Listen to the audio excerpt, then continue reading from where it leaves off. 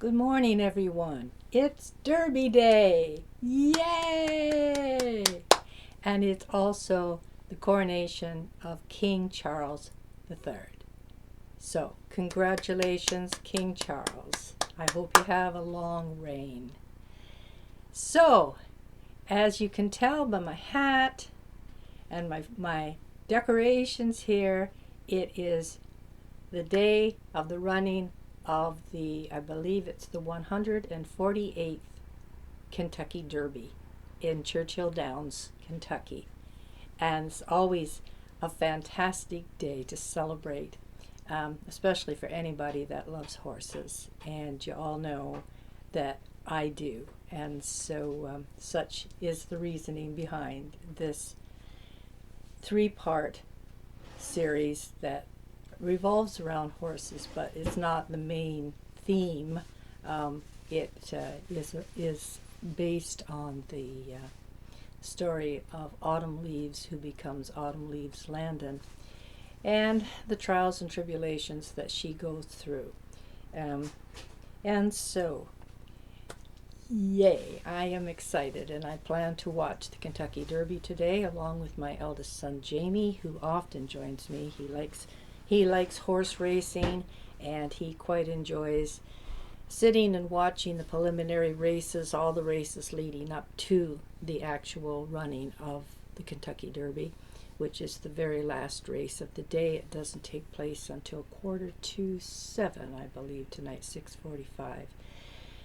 But it's an exciting day because there's all kinds of races leading up to it. You get to see so many different horses that come from all over the place. These are all 3-year-olds. Well, it's 3-year-olds that run the Kentucky Derby. And I used to think it was just 3-year-old stallions, but there has been the odd mare that has run, but the majority of the horses that run are stallions. And it's just a wonderful 2 minutes, out of your life to take and watch them do the Derby. And my favorite pick this year, my pick or my favorite this year is Trepid Trice. He's a dapple gray, and I think I chose him simply because he's reminiscent of Sir Dapper Dan in the Autumn series, which is Cyril's horse, and is a dapple gray stallion. And really Cyril's, besides Autumn, of course, and earlier Alice, his first wife, who unfortunately died in the perils of Autumn. And that's how he met Autumn, was because Autumn is a nurse, a newly graduated nurse actually, and she is sent on assignment to care for Alice Landon. And that's how she comes to Landon Manor and Landon Lawn Stables, and how she meets Cyril and Agnes and everybody else that you meet in the story. And so it is through her coming there that in time, after Alice passes and after some time goes by, she loves animals, and she's very, very taken with the horses at the stables, and she goes to visit them on her breaks, and so Cyril notices that Autumn is very taken with horses, and so he invites her to stay. All expenses paid. She didn't have to go anywhere else to look for work, to go back nursing anywhere, unless that's what she absolutely wanted. And there's a couple of times where she does inquire positions elsewhere, but she ends up staying, and she takes these private riding lessons from Cyril and Manfred Montgomery. Excuse me. And so as time goes by, her and Cyril find themselves attracted to each other, and of course, needless to say, time goes by and they get together. And so I think you're going to find it a very entertaining and thrilling story. and especially if you like horses, you're going to be introduced to quite a few memorable horses, I think, that are going to entertain you and give you the feeling that you're right there with them, and you will attend 2 Kentucky Derbies and listen to the commentaries, announcement and play of the race as is taking place. And I had fun writing those scenes. You just immerse yourself into the scene, and you just let it take you, and you're right there at the track. At least I was right there at the track, and I mean, I've watched enough of them that I had the play of it in my mind as to the way it would really be if I was there, and so I hope that you enjoy what you read and the race that you will be involved in. And so getting back to the Derby, it is an exciting day for anybody that's ever attended it. I have never been to the Derby. I would love to attend the Kentucky Derby, even if it was just to be in the group that stands around.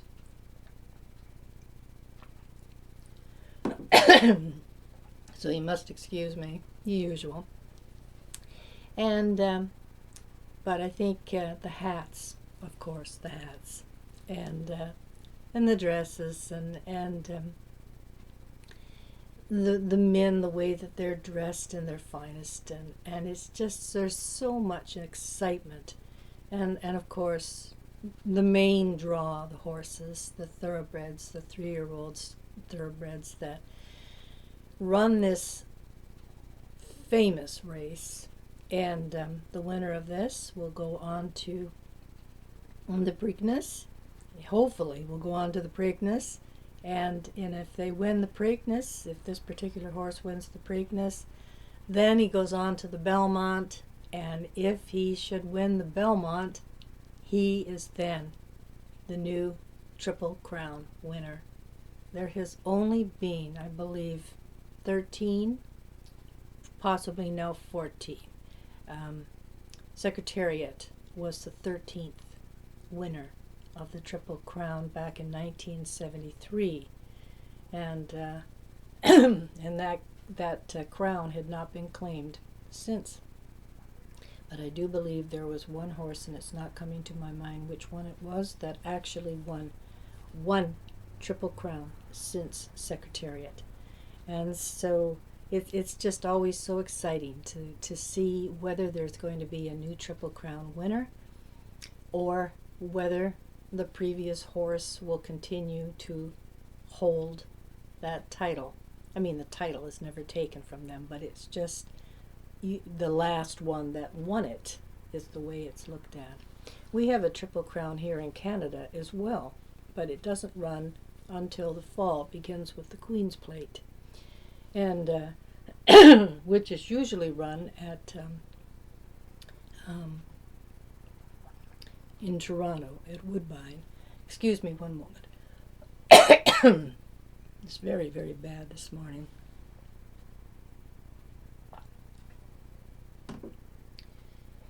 It's just always there. Sometimes it just seems to be more than other times. As I say, my mother suffered from this same nuisance, aggravation. And so, as I say, I mean, there's a lot of things that are hereditary that can be passed down from mother to daughter, father to son, or father to daughter, and mother to son.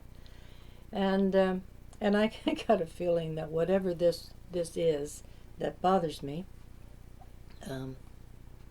it's just, there's no sore throat, there's no growth, there's no lumps, there's nothing like that. It's just this phlegm, and I do think that I had caught a bit of COVID when it was on the rage, or supposedly on the rage. Could have just been a bit of flu that I had got that just settled in the respiratory area, and this is the remnants. This is what's left of it, and so, if it gets to the point where I just can't, where it starts to affect my breathing or something, well then yeah, I will go and have it seen to. But so far, this seems to be all that it is just this buildup of phlegm, and sometimes it just takes a while to clear, as you're finding this morning with me. So, I carry on. There's nothing else you can do. And so, if you find yourself suffering from the same thing, one thing I do find that is very good that helps me is anything with lemon or ginger ale.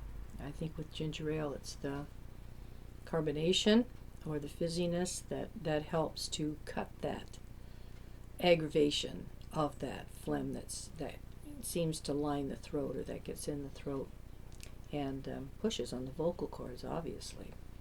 Clogs them up, whatever is happening.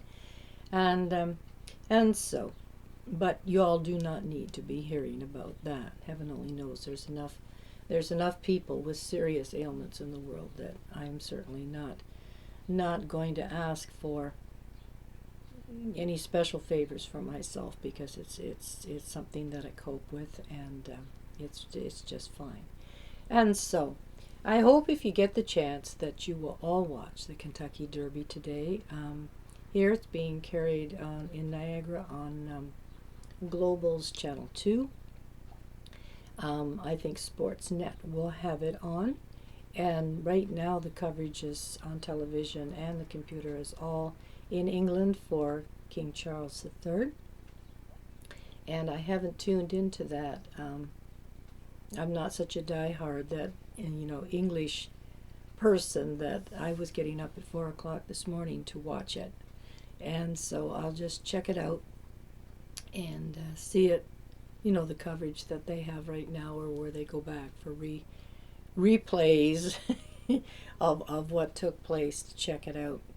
But I think we're all still missing the Queen. In my lifetime, she was the only monarch that I knew, and I got to see her once. I don't know if I ever spoke about that in a video, but it was when her and Prince Philip were visiting Canada. I believe it was in 1957 or 58, because I was 7 or 8 years old, in that vicinity. And could have even been a bit later. It's a long time ago, anyway. And she was touring through southwestern Ontario, and she was going to be making a stop in London, which, from where my grandfather's farm was, where I grew up, was about 30 miles west of London, right down by the Thames River. And as it turned out, Dad had planned to take us to London to see the Queen. She was traveling by train and into London. And